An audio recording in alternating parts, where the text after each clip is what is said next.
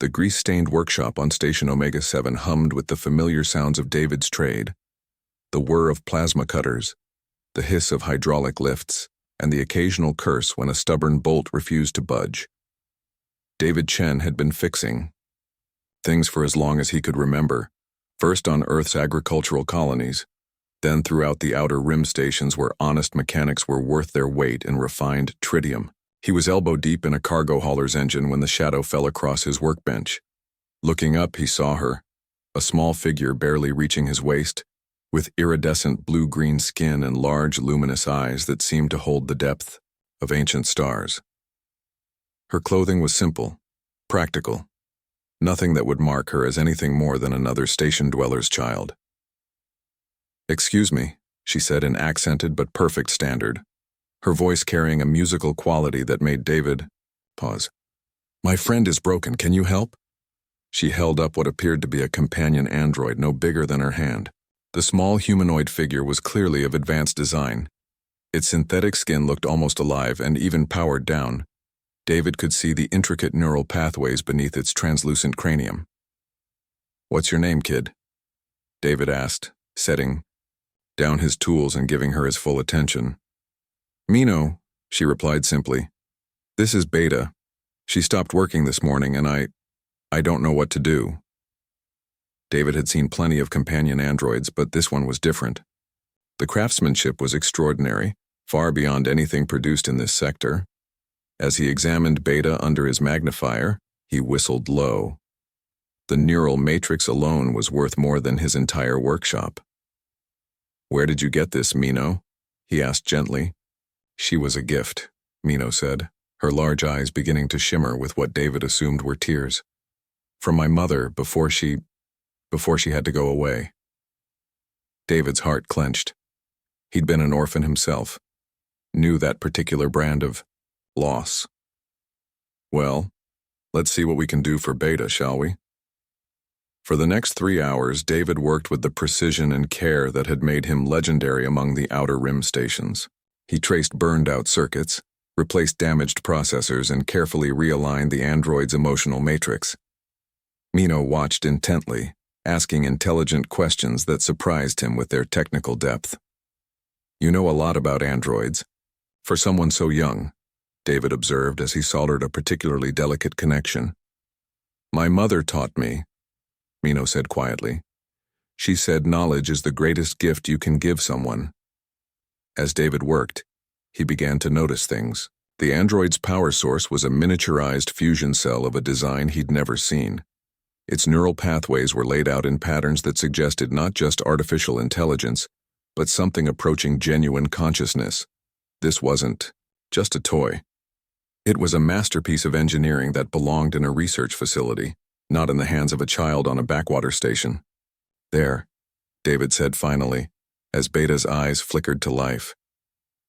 The small android sat up, looked around, then immediately turned to Mino with obvious joy. "Mino." Beta's voice was perfectly modulated, filled with warmth. "I was having the most wonderful dreams about flying through nebulae." Mino's face lit up as she hugged the android close. "Thank you," she whispered to David. "Thank you so much. I don't have much money, but—" "Hey," David interrupted, crouching down to her level. "Friends help friends, no charge." What he didn't see were the nearly invisible surveillance drones that had been recording everything from the moment Mino entered his shop. He didn't notice the way the station's security feeds had been quietly redirected, and he certainly didn't know that his every move was being analyzed by intelligence systems capable of processing the thoughts of entire civilizations. Aboard the Valderan Empire's flagship, hidden in the nebula beyond the system's edge, Empress Zarathis watched the feeds with growing amazement.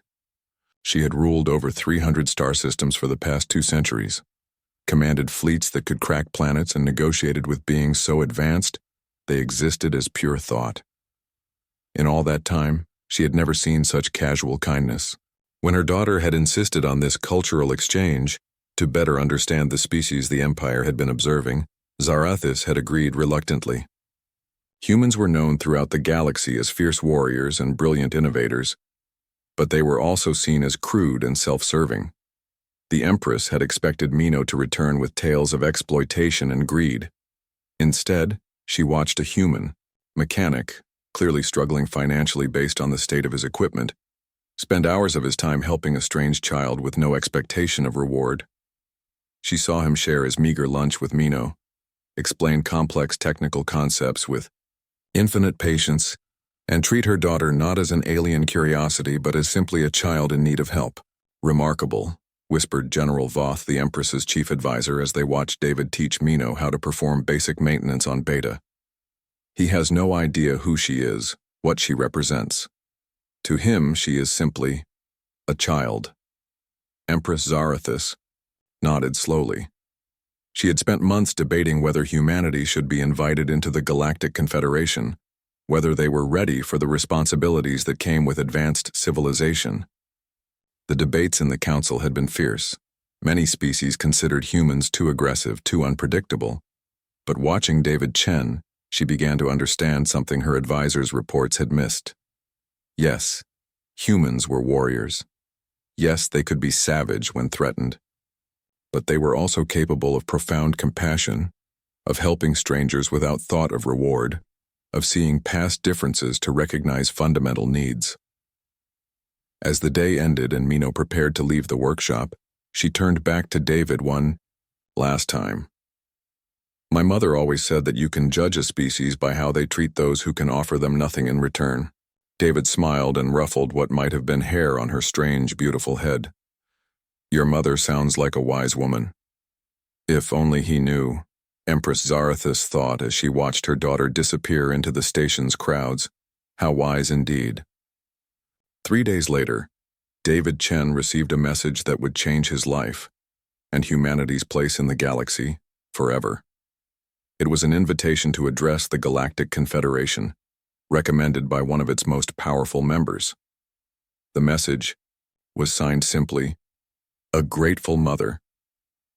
But that, as David would soon learn, was another story entirely.